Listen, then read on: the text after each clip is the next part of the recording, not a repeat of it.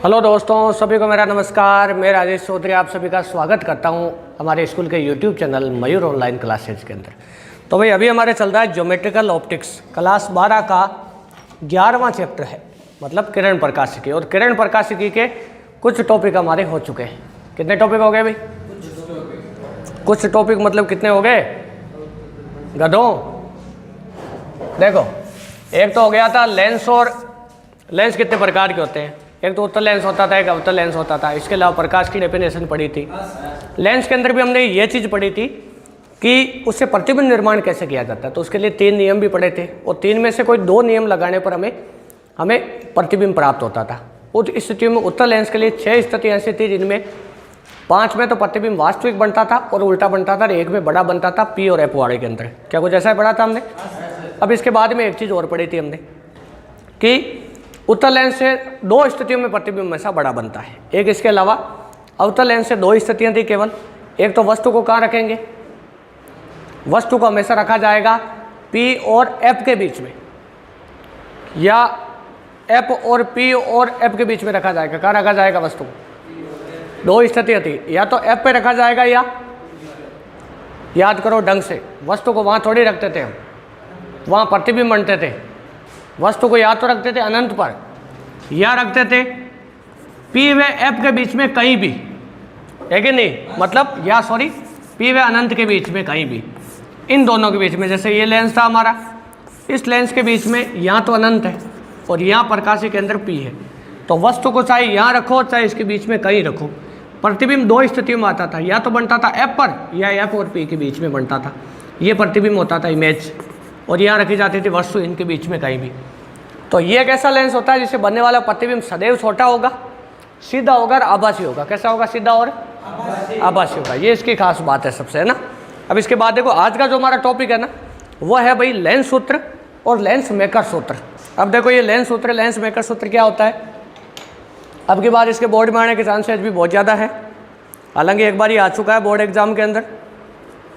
तो देखो, लेंस सूत्र, लेंस मेकर सूत्र, इस सूत्र को प्राप्त करने के कम से कम 5 या 6 डेरिवेशन किए जा सकते हैं, लेकिन हम केवल किताब वाला डेरिवेशन करेंगे और वो सबसे ज़्यादा काम का भी है, क्योंकि उससे लेंस मेकर सूत्र भी आता है। एक आता है जिसे हम त्रिभुज वगैरह लेके ज्यामिति से करते हैं। जैसे अगर यहाँ दर्पण सूत्र पढ़ते तो उसके अंदर हम ये चीज़ देखते हैं कि उसमें त्रिभुज लिए जाते हैं, सिमिलर ट्रायंगल कि यानी कहना मतलब ये समरूप त्रिभुज, और उनके आधार पर दर्पण सूत्र लिया जाता है। तो वैसा लेंस सूत्र में भी किया जा सकता है, लेकिन उससे लेंस मेकर सूत्र नहीं आता है, जो केवल इसी से आता है।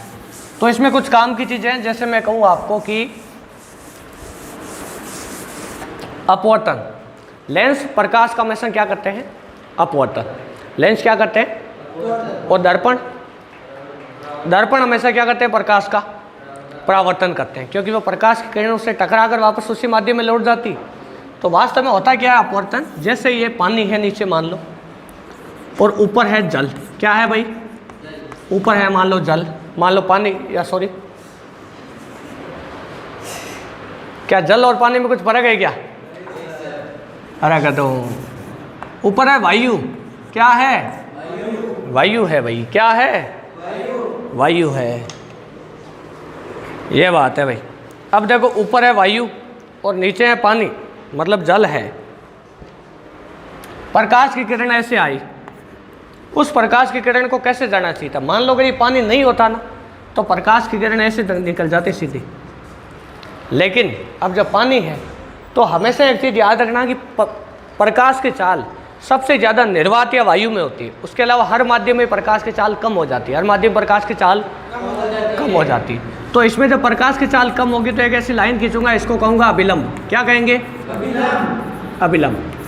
तो ये प्रकाश की किरण जब इस माध्यम से इस माध्यम में जाएगी तो इनमें से ही छोटा पथ सूझ करती है। मतलब किसी भी स्थान पर पहुंचने के लिए अगर इसका वेग कम हुआ है तब तो ये छोटा रास्ता लेती है, वेग ज़्यादा हुआ है तो बड़ा रास्ता लेती है। तो वेग कम होगा कि ज़्यादा होगा? यहाँ देखो, यहाँ पानी सघन होगा माध्यम। कौन सा माध्यम होगा? और वायु कैसा माध्यम होगा? विरल होगा। तो मतलब प्रकाश की किरण कैसे जाएगी? अभिलंब की तरफ झुक जाएगी। अभिलंब की तरफ मतलब जब प्रकाश विरल माध्यम से सघन माध्यम में प्रवेश करता है तो प्रकाश की किरण अभिलंब की ओर झुक जाती है, अभिलंब की ओर। अब प्रकाशिकी में जितने भी कोण मापे जाते हैं ना, हमेशा वो सारे कोण मापे जाते हैं अभिलंब के साथ। कहाँ से मापे जाते हैं? मतलब यहाँ से ये कोण मापा जाता है आई, और ये वाला कोण होता है आर। इसको तो कहा जाता है आपतन कोण। क्या कहा जाता है? आपतन कोण। इसको कहा जाता है आपतित किरण, इंसिडेंट रे, आपतित किरण। और इसको क्या कहा जाता है? अपवर्तित किरण, सॉरी परावर्तित नहीं, अपवर्तित किरण। कौन सी? अपवर्तित किरण कहते हैं इसको। और इसको क्या कहा जाता है? इस कोण को, इसको कहते हैं अपवर्तन कोण। क्या कहते हैं? अब इसमें एक चीज ध्यान रखनी है आपको कि अपवर्तन कोण हमेशा अभिलंब के साथ मापा जाता है, आई या आर। अभिलंब क्या होता है? उस सरफेस के ऊपर जिस पे प्रकाश आपतित हुआ है ना, उससे अगर हम कोई परपेंडिकुलर ऐसी लाइन ड्रॉ कर दे, कोई लंबवत रेखा खींच दे, उस लंबवत रेखा को क्या कहा जाता है? अभिलंब। क्या कहा जाता है? अभिलंब। और प्रकाश की किरण द्वारा अभिलंब के साथ बनाए गए कोण को ही आपतन कोण या अपवर्तन कोण या परावर्तन कोण वगैरह कहा जाता है। क्या ये चीज़ समझ आई ना? तो हमेशा ये वाला कोण बताएगा। अब ये वाली चीज़ हमारे भी काम में आएगी। तो जब प्रकाश किरण विरल से सघन में प्रवेश करती है तो अभिलंब की ओर, और जब सघन से विरल में प्रवेश करेगी तो, सघन से विरल में प्रवेश करेगी तो क्या होगा? देखो देखो, क्या प्रकाश की किरण को इधर जाना चाहिए? ये मूल दिशा है इसकी। मतलब अगर ये हवा नहीं होती, ये माध्यम नहीं होता, तो क्या प्रकाश की किरण इधर जाती? लेकिन ऐसा नहीं हुआ, माध्यम चेंज हो गया। तो जैसे ही माध्यम चेंज हुआ तो विरल माध्यम में प्रकाश की चाल ज़्यादा होती है। तो प्रकाश की चाल ज़्यादा होगी तो वो हमेशा लंबे पथ को चूज करेगा, मतलब वो बड़ा पथ लेगा अगर उसकी स्पीड ज़्यादा होगी तो, मतलब अभिलंब से दूर हट जाएगा। अभिलंब से तो ये कोण तो आई हुआ, ये कोण। इस स्थिति में आई का मान आर से छोटा है और इस स्थिति में आई का मान आर से बड़ा है। क्या ये वाली चीज़ समझ आई ना? ये दोनों इसमें बराबर नहीं होते हैं। केवल परावर्तन की स्थिति में ही आपतन कोण और परावर्तन कोण बराबर होते हैं, इसमें ये बराबर नहीं होते। अब इसके लिए एक स्नेल का नियम होता है। वो क्या होता है कि इसका अपवर्तनांक अगर हम म्यू1 मान लें और इसका अपवर्तनांक क्या मान लें? म्यू2 मान लें, तो आपतन कोण की ज्या कहते हैं साइन थीटा को। किसको कहते हैं? और कोज्या कोस थीटा को कहते हैं। और उसको क्या कहते हैं? टेन थीटा को स्पर्श ज्या कहते हैं। क्या कहते हैं? स्पर्श ज्या कहते हैं। तो देखो, जैसे मैं अगर ऐसा बताऊं कि आपतन कोण की ज्या और अपवर्तन कोण की ज्या का अनुपात है, मतलब एक स्नेल नामक वैज्ञानिक ने नियम दिया था। क्या दिया था? कि आपतन कोण की ज्या और अपवर्तन कोण की ज्या का अनुपात किसके बराबर होता है? इनके अपवर्तनांकों के अनुपात के बराबर। कैसे? म्यू2 बटा म्यू1। ये स्नेल का नियम होता है। क्या होता है स्नेल का नियम? ये हमारे सिलेबस का हिस्सा नहीं है, लेकिन आगे प्रिज्म में भी काम में आएगा। ये स्नेल का नियम ये आगे प्रिज्म में भी काम में आएगा, तो वहाँ दोबारा नहीं बताएंगे इसको। अब देखो, साइन आई बटे साइन आर बराबर क्या हुआ? म्यू2 बटा म्यू1। म्यू2 कौन सा माध्यम है? म्यू2। हमेशा अपवर्तनांक को उसको ऊपर रखा जाता है। पहली बात तो अपवर्तनांक ये बताता है कि कोई माध्यम कितना ज़्यादा सघन है, कोई माध्यम कितना ज़्यादा सघन है। हमेशा अपवर्तनांक ये चीज़ बताता है कि नहीं, कि कोई माध्यम कितना ज़्यादा सघन है। अब इसमें साइन आई बटे साइन आर है, मतलब इस कोण की ज्या और इस कोण की ज्या का अनुपात किसके बराबर होता है? दोनों माध्यमों के अपवर्तनांक के अनुपात के बराबर। अब इसमें ऊपर अपवर्तनांक वो लिया जाता है जो बाद वाला है, मतलब जिसमें प्रकाश की किरण जा रही है उसको तो ऊपर लिया जाता है, और जिससे आ रही है उसको नीचे लिया जाता है। क्या ये वाली चीज़ समझ आई ना? मतलब इससे क्या समझे आप? ये स्नेल का नियम है। और ये स्नेल का नियम क्या बताता है? अगर हमें अपवर्तनांक दोनों के पता हो तो हम बता सकते हैं कि आपतन कोण पर अगर इस कोण पे आएगी तो किस कोण पे वो अपवर्तित होकर जाएगी। क्या ये वाली चीज़ समझ आई ना?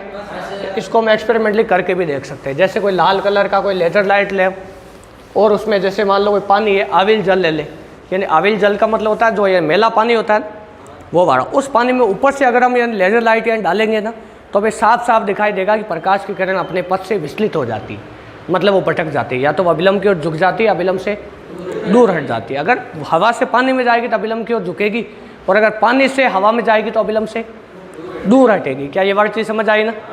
अब देखो इसके बाद, तो ये था भाई स्नेल का नियम। क्या था स्नेल का?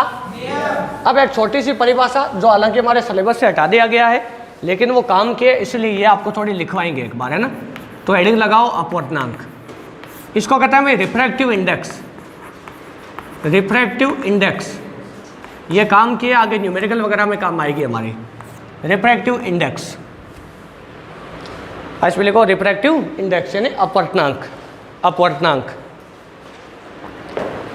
इसमें लिखो निर्वात में प्रकाश के वेग व माध्यम में प्रकाश के वेग के अनुपात को ही अपवर्तनांक कहते हैं। इसमें लिखो निर्वात में प्रकाश के वेग व माध्यम में प्रकाश के वेग के अनुपात को ही इसमें लिखो निर्वात में प्रकाश के वेग व माध्यम में प्रकाश के वेग के अनुपात को ही अपवर्तनांक कहते हैं, अपवर्तनांक कहते हैं। और इसका फॉर्मूला होता है म्यू बराबर सी बटा वी। सी है भाई प्रकाश का वेग, 3 × 10⁸ मीटर पर सेकंड। ये लिख लो म्यू बराबर सी बटा वी, म्यू बराबर सी बटा वी, म्यू बराबर सी बटा वी। अब देखो इसके अंदर ये होता है भाई अपवर्तनांक। क्या होता है? अपवर्तनांक। अब अपवर्तनांक से संबंधित कुछ और चीज़ें, जैसे मैं कहूँ क्या पानी हमेशा सघन होता है या पानी विरल भी हो सकता है? पानी हमेशा सघन माध्यम ही होता है या विरल भी हो सकता है? ये विरल भी हो सकता है, डिपेंड कर रहा है कि हम इस माध्यम की तुलना किस माध्यम से कर रहे हैं। जैसे अगर मैं पानी और हवा की बात करूं तब तो पानी सघन होगा, लेकिन अगर मैं पानी और कांच की बात करूं तब कांच के सापेक्ष पानी कैसा होगा? विरल होगा भाई। कैसा होगा? विरल होगा। अब ये वाली चीज़ बहुत काम की है। अब इससे हमें निकालना होता है कई बार अपवर्तनांक। क्या निकालना होता है? अपवर्तनांक। मैं कह दूं कि हवा का अपवर्तनांक या पानी का अपवर्तनांक, पानी का अपवर्तनांक है 4/3। 4/3। तो ये 4/3 मैंने अपवर्तनांक किसके सापेक्ष दिया है? मैं केवल इतना ही कहूँ कि पानी का अपवर्तनांक 4/3 है। पानी का अपवर्तनांक 4/3 है। पहली बात तो अपवर्तनांक ये बताता है कोई माध्यम कितना ज़्यादा सघन है। कितना ज़्यादा? जिसका अपवर्तनांक ज़्यादा होता है उतना ही ज़्यादा सघन होगा। क्या ये वाली चीज़ समझ आई ना? तो इसमें देखो म्यू W बराबर 4/3 मैंने ये अपवर्तनांक दिया पानी का। ये किसके सापेक्ष दिया मैंने? पानी का ये अपवर्तनांक किसके सापेक्ष दिया है? ये दिया है हवा के सापेक्ष। किसके सापेक्ष? पानी का अपवर्तनांक हवा के सापेक्ष है। किसके सापेक्ष है? हवा के। मतलब हवा में पानी का अपवर्तनांक हवा से 4/3 गुना ज़्यादा सघन होता है। और इसका अपवर्तनांक ये मैं दे दूँ कांच का अपवर्तनांक हवा के सापेक्ष, ये होता है 3/2। कितना होता है? 3/2। ये वैल्यू याद हो जाए तो कोई बहुत बुरी बात नहीं है। तो ये दोनों चीज़ें याद कर लेना, कांच का और हवा का। कांच का और हवा का अपवर्तनांक याद कर लेना। अब देखो इसके बाद में भाई एक चीज़ है, मैं आपको कहूँ कि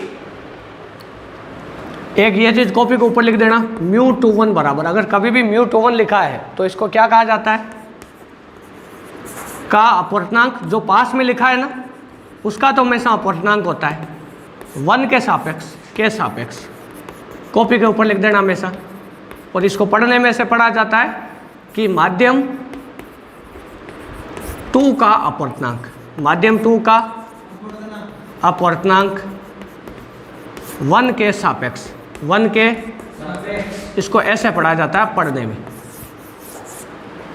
इसको ऐसे पढ़ा जाता है पढ़ने में ना, माध्यम 2 का अपवर्तनांक 1 के सापेक्ष। और अगर मैं ऐसा लिख दूँ तो μ12 लिख दूँ तो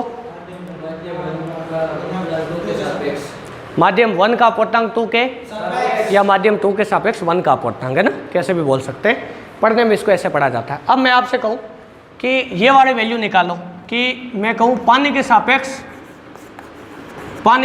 कांच का अपवर्तनांक बताओ क्या होगा? पानी के सापेक्ष कांच का अपवर्तनांक ये कैसे बताओगे आप? पानी के सापेक्ष कांच का अपवर्तनांक कैसे बताओगे? पानी के सापेक्ष कांच का अपवर्तनांक वीडियो को पॉज करके उतार लेना।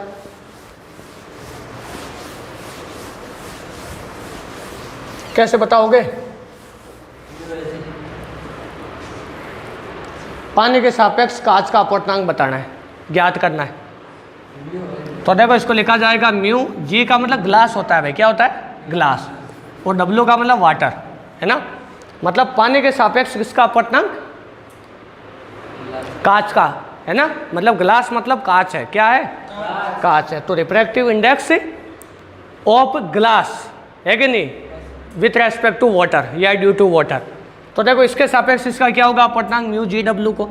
अब इसका फॉर्मूला जो लिखा जाता है ना वो ऐसे लिखा जाता है। अगर मैं ऐसा लिखूँ μ21 तो 2 वाले को हमेशा ऊपर लिखा जाता है और 1 वाले को हमेशा μ2/μ1 लिखा जाता है। क्या लिखा जाता है? μ2 क्या लिखा जाता है? μ1। अगर मैं μ12 लिखूँ तो इसको लिखा जाएगा μ1/μ2। मतलब जो पास वाला है ना इसको ऊपर रखा जाता है हमेशा। तो इसमें देखो क्या आएगा? μg बटा म्यू डब्ल्यू। ये चीज़ बताओ समझ आएगी। म्यू जी अपवर्तनांक, केवल म्यू जी लिखा है मतलब ये हवा के सापेक्ष अपवर्तनांक है। किसके सापेक्ष है? और हवा के सापेक्ष गिलास का 3/2 होता है, इसका होता है 4/3, तो ये हो जाएगा 9/8 म्यू जी डब्ल्यू।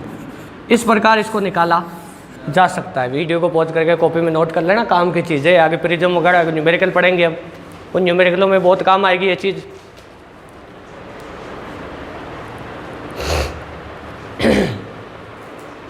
हाँ देखो,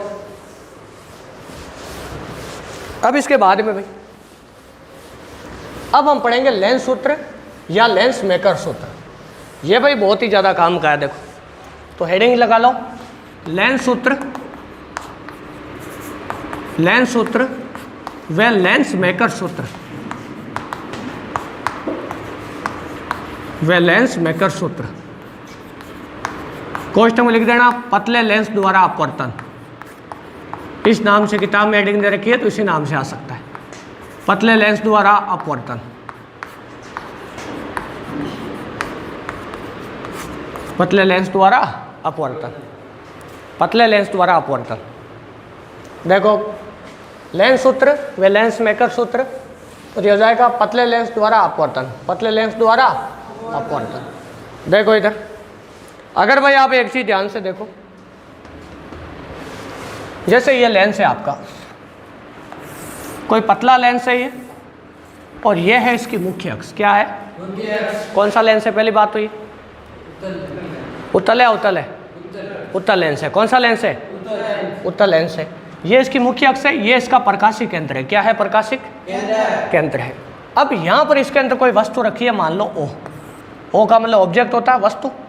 अब यहाँ से निकलने वाली प्रकाश की किरण इस लेंस में ऐसे गई और यहाँ पर वो प्रतिबिंब बनाएगी, क्योंकि बाहर तो माध्यम कौन सा है? लेंस का अपवर्तनांक मान लो म्यू एल और माध्यम का मान लो म्यू एम। क्या मान लो?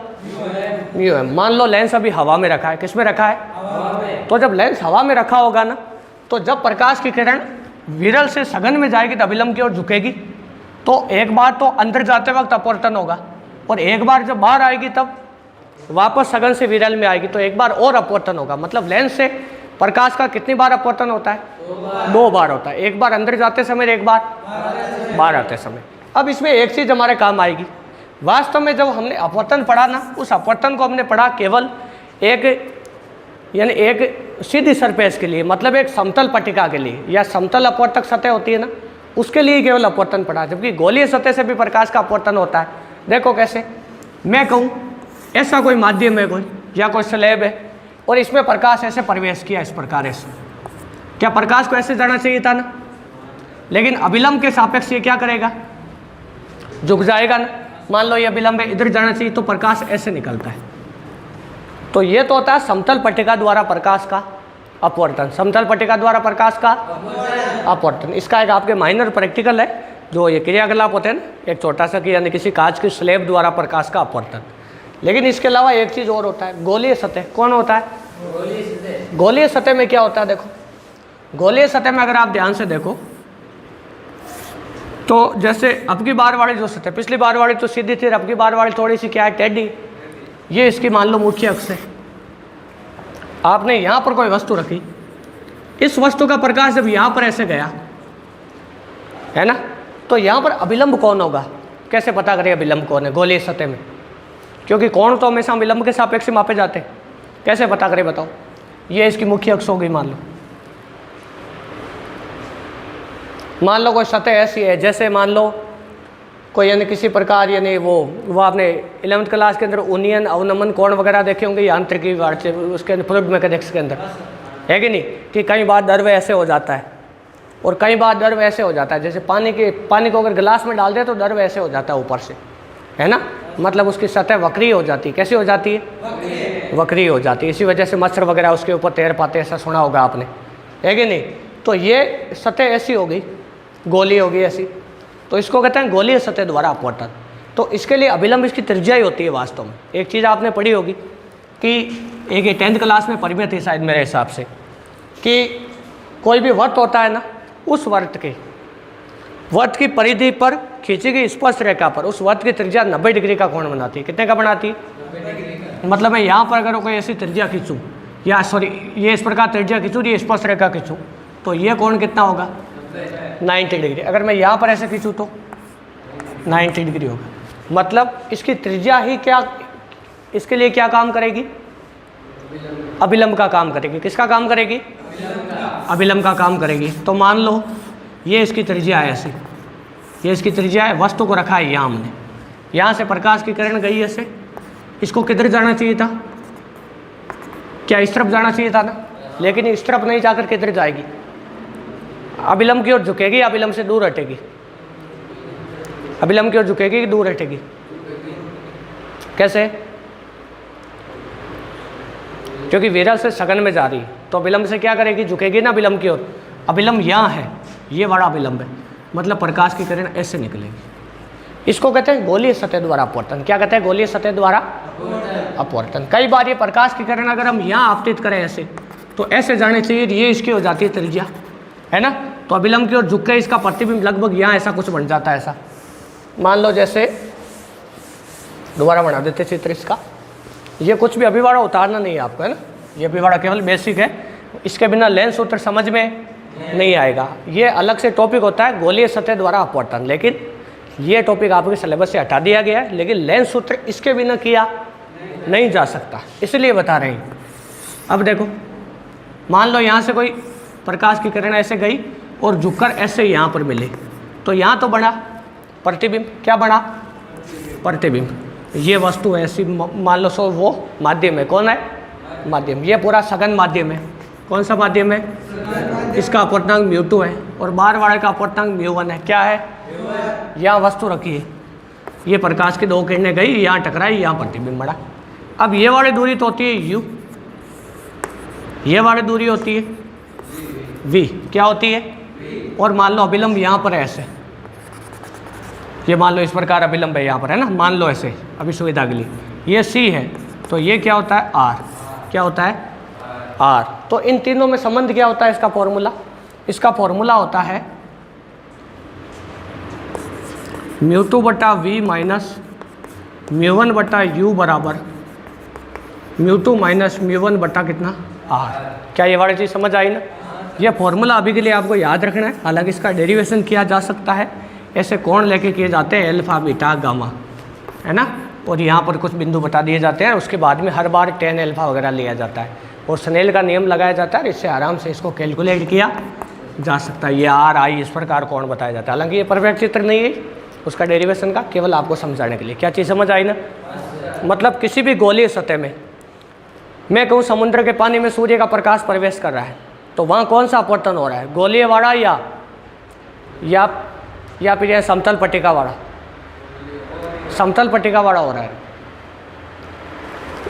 समुद्र का पानी लगभग ऐसा होता है, सीधा होता है ना एकदम से, तो सूर्य का प्रकाश जब अंदर प्रवेश करेगा तो वो बिल्कुल एकदम समतल पट्टिका में प्रवेश कर रहा है। लेकिन पानी गिलास के अंदर भरा है, गिलास ऊपर से भरी है, और मान लो उसका तल पानी का ऐसा हो गया है, मतलब वक्री हो गया। कैसा हो गया, उस समय जब प्रकाश उसमें प्रवेश करता है तो ये वाला फॉर्मूला काम करता है, उस वाले वो कॉन्सेप्ट काम नहीं करते। तो लेंस बिल्कुल ऐसी चीज़ है। देखो रंग से एक बात देखें, लेंस एक सतह गोली है, ये वाली सतह भी गोली है, और अंदर भरा है कांच। क्या है, कांच है, पारदर्शी लेंस है ये पूरा। क्या ये वाली चीज़ समझ आई ना। तो देखो क्या इसके बिना इसके डेरिवेशन को किया जा सकता है क्या, इसके बिना इस वाले डेरिवेशन को किया नहीं जा सकता। इसलिए पहले इसके बारे में थोड़ा सा आपको बताया कि गोलीय सतह द्वारा अपवर्तन में वास्तव में होता क्या है। अब देखो आगे, अब इसके बाद में भाई अगर आप एक चीज़ ध्यान से देखो, तो यहाँ से प्रकाश की किरण निकली, एक प्रकाश किरण मान लो यहाँ से निकल गई और यहाँ बनी इमेज। क्या बनी, यहाँ बनी इमेज। इससे बनी v दूरी पर, वस्तु रखी थी u दूरी पर। कितनी दूरी पर, मान लो इस पहले वाले की त्रिज्या r1, दूसरे वाले की त्रिज्या r2। तो ये सारा कुछ आपको इस प्रकार नहीं बताना है, ये डायग्राम आप कॉपी में नोट कर लेना, है ना, कॉपी में नोट कर लो ये डायग्राम। u है, v है, हम चाहे तो f भी इसके अंदर बता सकते हैं।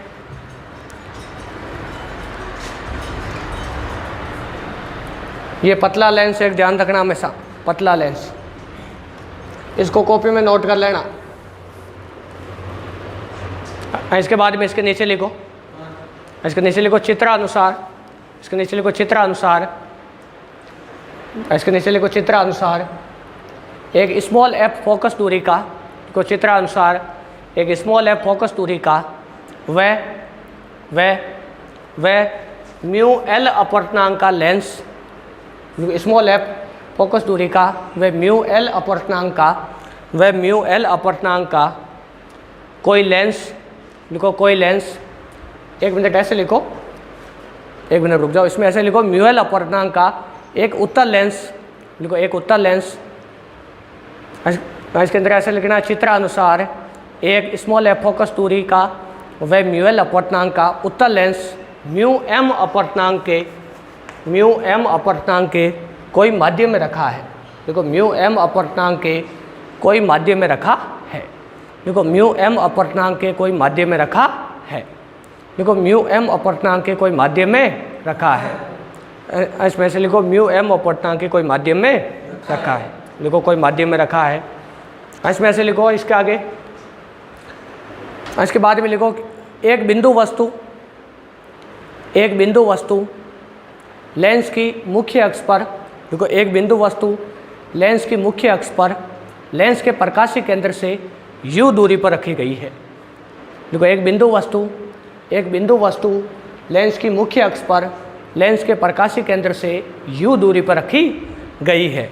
देखो u दूरी पर रखी गई है, u दूरी पर रखी गई है जिसका प्रतिबिंब, देखो जिसका प्रतिबिंब लेंस के दूसरी तरफ I पर बनता है, तो जिसका प्रतिबिंब लेंस के दूसरी तरफ I पर बनता है, देखो I पर बनता है।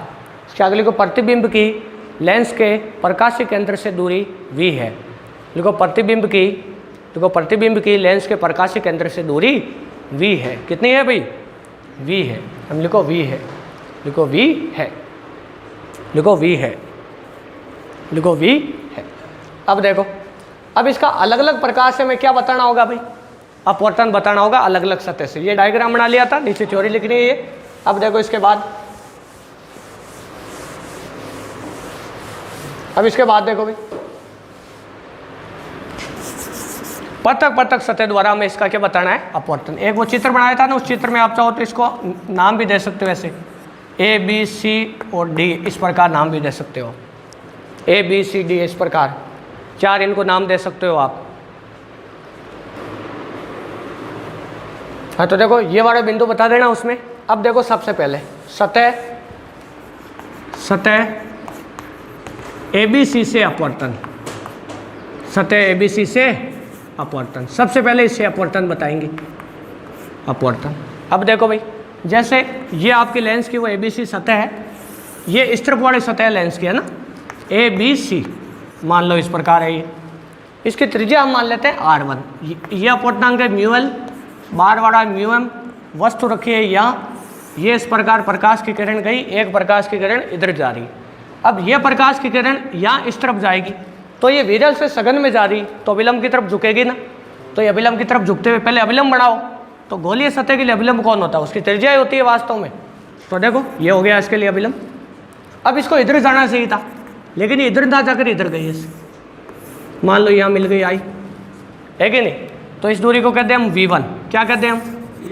V1 कहते हैं। और इस दूरी को क्या कहते हैं हम? U कहते हैं। और ये प्रकाश की किरण ऐसे जाई, देखो दो किरणें टकरा रही आपस में। इसमें प्रकाश किरण की दिशा बताना बहुत ज़रूरी है भाई। अब देखो यहाँ पर प्रतिबिंब बना I पर, या I डैश नाम दे दो चाहो तो इसको, I डैश पर प्रतिबिंब बना। कहाँ बना भाई? I dash. ये डायग्राम बनाओ पहले कॉपी में। अब इसके नीचे लिखो, इसके नीचे लिखो माना O से, इसके नीचे लिखो माना O से निकलने वाली प्रकाश किरण, इसमें लिखो माना O से निकलने वाली प्रकाश किरण, O से निकलने वाली प्रकाश किरण लेंस की, देखो लेंस की सतह ABC से, देखो ABC से अपवर्तित होकर, देखो ABC से अपवर्तित होकर I डैश पर प्रतिबिंब बनाती है। देखो I डैश पर प्रतिबिंब बनाती है, देखो I डैश पर प्रतिबिंब बनाती है। इसमें लिखो I डैश पर प्रतिबिंब बनाती है, देखो I डैश पर प्रतिबिंब बनाती है, I डैश पर प्रतिबिंब बनाती है। इसके आगे लिखो यह प्रतिबिंब, इसके आगे लिखो यह प्रतिबिंब, इसके आगे लिखो, यह प्रतिबिंब गोलीय सतह से v1 दूरी पर बनता है। देखो यह प्रतिबिंब गोलीय सतह से v1 दूरी पर बनता है, v1 दूरी पर बनता है, देखो v1 दूरी पर बनता है। अब देखो भाई, अब लिखेंगे हम जानते हैं कि गोलीय सतह से अपवर्तन का फॉर्मूला क्या होता है? गोलीय सतह से अपवर्तन का फॉर्मूला, गोलीय सतह से अपवर्तन देखो क्या होता है, ये अभी बताया था मैंने, μ2 बटा v माइनस μ1 बटा u बराबर μ2 बटा μ1 बटा r। क्या चीज़ समझ आई? मान लो इसकी त्रिज्या है r1, कितनी है? r1। त्रिज्या इसको कह दें चाहे इसको कह दें, बात एक ही है। क्या चीज़ समझ गए ना? इसको बता देना ऐसे भले ही r1 हो गई है, इसमें चित्र में ऐसे r1 बता देना इसको। अब देखो, अब यहाँ पर μ2 क्या है ये बताओ मुझे। μ2 कौन है यहाँ? μ2 वो होता है जिसमें प्रकाश किरण जाती है, μ1 वो होता है जिसमें से आती है। क्या चीज़ समझ आई ना? तो μ2 क्या होगा यहाँ पर? μl। क्या होगा? μ1 क्या होगा? μm। कौन होगा? μm। v की जगह क्या होगा? v1। देखो प्रतिबिंब कितनी दूरी पर बन रहा है? v1 दूरी माना था ना इसको, v1। u की वैल्यू u ही होगा, और r की जगह r1। क्या होगा भाई? r1 होगा। क्या ये वाली चीज़ समझ आई? अभी इसको उठा के इसमें रख दो तो क्या हो जाएगा? μl बटा v1 माइनस μm बटा u बराबर μl माइनस μm बटा r1। इसको कॉपी में नोट कर लो।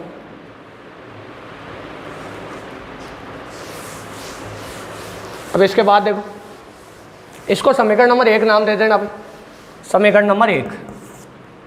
और इसके बाद देखो आगे, इसके बाद में है दूसरी सतह से अपवर्तन। तो उससे अपवर्तन में क्या हो जाएगा?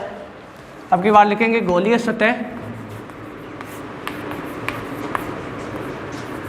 ADC से अपवर्तन, ADC से अपवर्तन। तो ADC से अपवर्तन होगा तो क्या होगा? देखो क्या वो इस प्रकार की सतह है और ये है आपकी मुख्य अक्ष उसकी। अब प्रकाश की किरण इसमें कैसे आई थी बताओ? मैंने कहा था लेंस से प्रकाश किरण का 2 बार अपवर्तन होगा। कितनी बार अपवर्तन होगा? 2 बार अपवर्तन होगा। तो यहाँ पर अपवर्तन 2 बार होना चाहिए ना। तो फिर वो पहली बार तो कौन सी सतह से हुआ? ABC से। दूसरी बार सतह ADC। कौन सी? ADC। इससे इसका अपवर्तन और होगा। तो इसका अपवर्तन कैसे बताएं बताओ? अगर एक चीज़ आप ध्यान से देखो तो लेंस ऐसा था, प्रकाश किरण जब ऐसे आई थी ना, वो ऐसे हो गई थी अभिलंब की तरफ झुक के। मतलब इस वाली सतह पर प्रकाश किरण कैसे आ रही? इस प्रकार आ रही कुछ, उस वाली सतह से टकरा कर ऐसे आ रही है। देखो ऐसे आ रही है कि नहीं? तो इसको इधर जाना चाहिए था ना, और कहाँ प्रतिबिंब बनाना चाहिए था? आई डैश पर। कहाँ बनाना चाहिए था? आई डैश पर। देखो ऐसे आई डैश पर ऐसे प्रतिबिंब बनाना चाहिए था, v1 दूरी पर ये प्रतिबिंब बना रहा था। लेकिन ये सतह बीच में आ गई और एक बार इसका और अपवर्तन हो गया। तो अब की बार इसका अपवर्तन तो μl और इसका अपवर्तनांक μm, मतलब सघन से विरल में जा रही है। पिछली बार जो अपवर्तन बताया था ना हमने, वो एक ही सतह की वजह से बताया था, दोनों की वजह से बताया तो पहले से जब मान लो ये दूसरी सतह नहीं होती तब प्रतिबिंब कहाँ बनता? आई डैश पर। लेकिन दूसरी सतह है तो प्रतिबिंब आई डैश पर नहीं बनेगा, ये जरूरी नहीं है। तो बताओ प्रतिबिंब कहाँ बनेगा?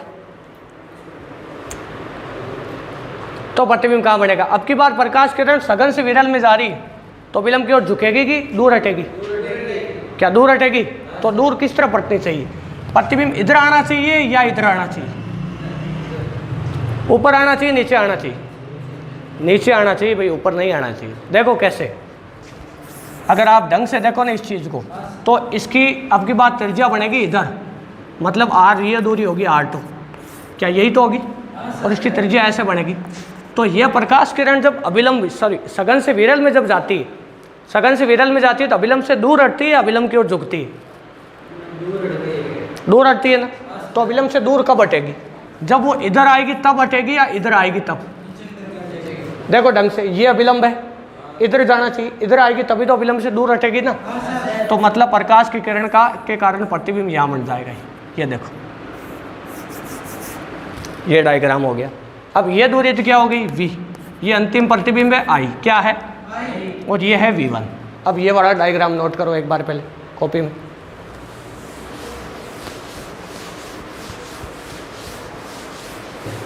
अब देखो इसके अंदर, इसके नीचे लिखो,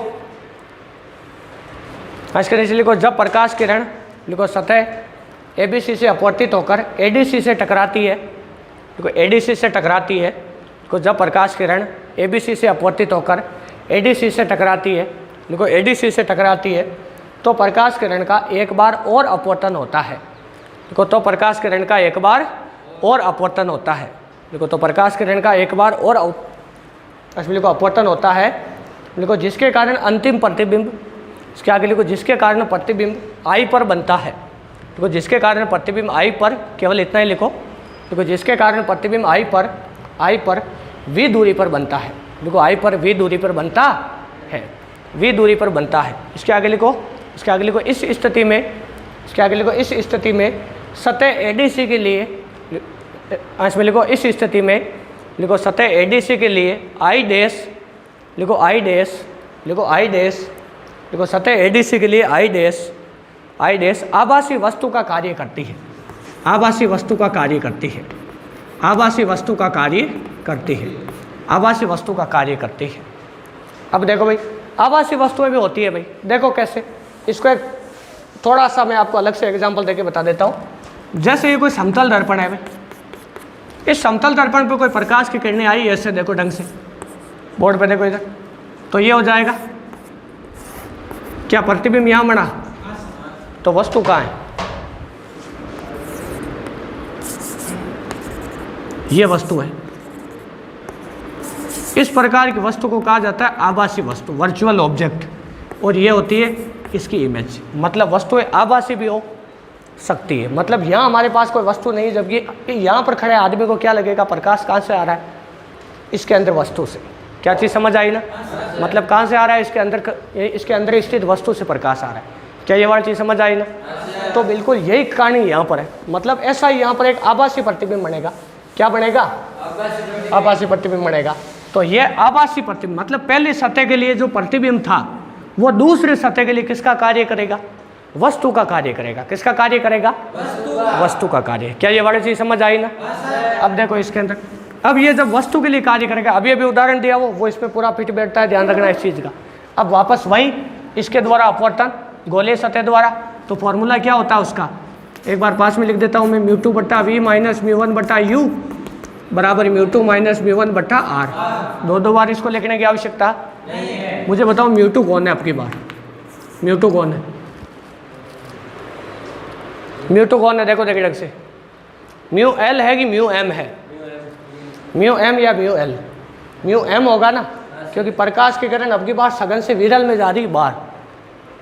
क्या चीज़ समझ आई ना, बाहर जा रही, मतलब अब की बार μ2 कौन होगा और μ1 कौन होगा, r क्या होगा, r2 क्या होगा, इस त्रिज्या को r2 नाम दे दो। u की वैल्यू क्या होगी, u की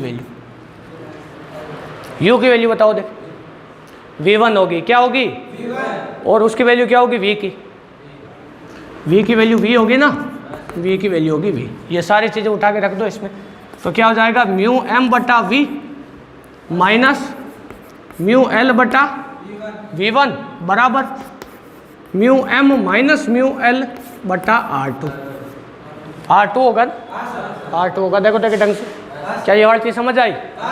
इसको नाम दे दो समीकरण नंबर 2। क्या नाम दे दो, समीकरण नंबर 2। अब दोनों समीकरणों को ये नोट कर लो, इसको पॉज करके, ये इधर वाला नहीं उतारना, पास वाला, इसको नोट कर लो। अब देखो इसके बाद दोनों समीकरणों को जोड़ दो भाई। क्या करो, दोनों समीकरणों को जोड़ना है। तो 1 प्लस 2 से क्या हो जाएगा, 1 प्लस 2 से, एक तो क्या थी हमारे μl बटा v माइनस μm बटा u प्लस ये क्या हो जाएगा μm बटा v माइनस μl बटा v1। क्या ये वाली चीज़ समझ आई ना, यहाँ v1 था ना, यहाँ v1 और बराबर, इसको बराबर जोड़ के लिखो, दे क्या होगा, वो तो था mu l minus mu m बटा R1 प्लस म्यू एल बटा R2। अब देखो ये कट गया, इसमें म्यू एम कॉमन आया। क्या कॉमन आया? तो यहाँ बचा 1/v माइनस 1/, बराबर यहाँ क्या बचा? Mu l minus mu m मैंने ले लिया कॉमन। देखो कैसे, ये मैंने कॉमन ले लिया, तो यहाँ तो बचा 1/R1 माइनस यहाँ बचा 1/R2। इसको देखो देखो ढंग से समझ आया कि नहीं? क्या ये चीज़ समझ नहीं आई? देखो मैंने क्या किया, mu l minus mu m है, तो यहाँ भी mu l minus mu m करने के लिए मुझे माइनस कॉमन लेना पड़ेगा, तो ये माइनस का हो जाएगा और ये दो ये पहले आ जाएगा ये बाद में, फिर mu l minus mu m common ले लिया मैंने। क्या चीज़ समझ आई ना? अब देखो इसके बाद म्यू एम को भाग में भेज दो उधर, तो 1/v माइनस 1/u बराबर, इसमें अलग अलग भाग दे दो, म्यू एम -1 और ये आ जाएगा -1। म्यू एल में म्यू एम का भाग दिया तो म्यू एल बटा म्यू एम -1 आया। अब ये दोनों गुणा में, तो इनमें दोनों में भाग देने की आवश्यकता, अगर जोड़ में होते हैं ना तब तो अलग अलग भाग लगता। अगर ऐसे होता है ना कोई चीज़ x + y और 2 का भाग दूँ तो ऐसे लिखते हैं x/2 y/2, लेकिन अगर दोनों योग में दोनों गुणा में रखें तो एक ही चीज़ में भाग लगता है, चाहे x में दे दो चाहे y में। क्या चीज़ समझ आई ना? तो दोनों गुणा में तो एक ही जगह इसमें भाग लगेगा। तो देखो क्या हो जाएगा, ये म्यू एल बटा म्यू एम -1 और ये हो जाएगा 1/R1 माइनस 1/R2। अब इसके बाद में देखो इसको लिख दिया हमने म्यू एल बटा म्यू एम को म्यू मान लिया ऐसा, म्यू मान लो इसको, तो ये हो जाएगा 1/v माइनस 1/u बराबर ये हो जाएगा म्यू -1 और ये हो जाएगा 1/R1 माइनस 1/R2। एक तो आया फॉर्मूला ये। अब चाहो तो इसके ऊपर ब्रैकेट में बनाओ, ये भी ज़्यादा काम का नहीं, ये एक रिजल्ट है बस और कुछ नहीं। अब देखो इसके बाद वीडियो को पॉज करके उतार लो, एक कॉपी में फटाफट देखिए। अब देखो इसके बाद में भाई एक कंडीशन लगाई जाती है। यहाँ पर क्या लगाई जाती है? हमें क्या निकालना था? लेंस सूत्र निकालना था, या निकालना था लेंस मेकर सूत्र। क्या निकालना था? लेंस मेकर सूत्र। मतलब यहाँ तक आपसे हो जाएगा, कोई दिक्कत नहीं है, लेकिन यहाँ के बाद आप थोड़ा भूल सकते हो।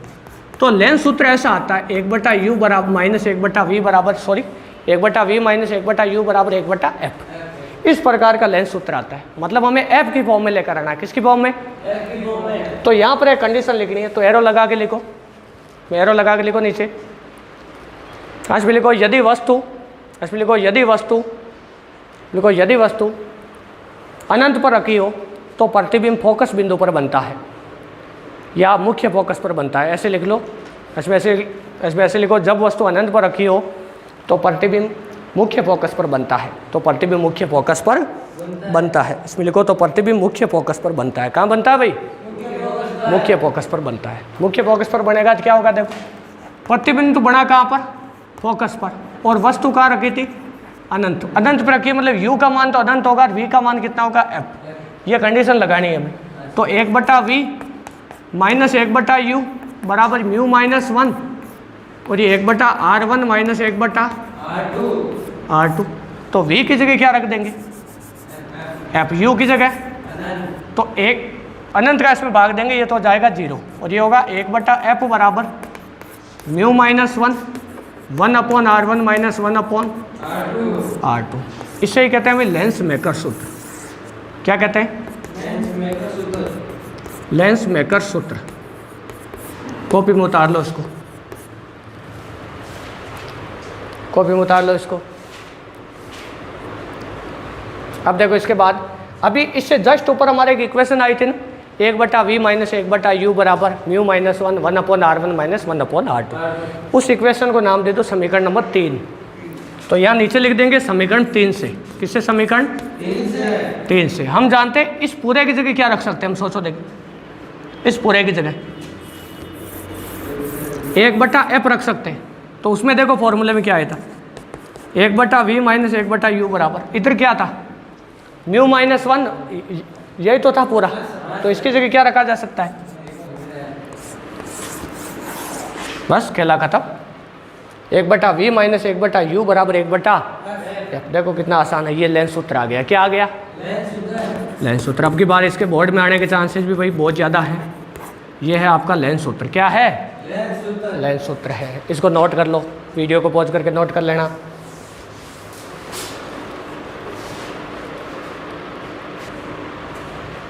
हाँ, तो देखो भाई, ये हो गया हमारे लेंस सूत्र। क्या हो गया? लेंस सूत्र। अब इससे संबंधित कुछ केस है, जैसे लेंस को किसी द्रव्य में डुबो देगा वो, या लेंस को किसी और माध्यम में ले जाएगा, तो उस स्थिति में लेंस की फोकस दूरी पे क्या प्रभाव पड़ता है। एक एक नंबर के सवाल आने के चांसेज होते हैं, और कुछ कार्तीय चिन्ह परिपाटी वगैरह जिससे इसके न्यूमेरिकल होते हैं, वो सारा कुछ हम कल की क्लास में देखेंगे। तो आज के लिए इतना ही बहुत है, और वीडियो को देखने के लिए बहुत बहुत धन्यवाद।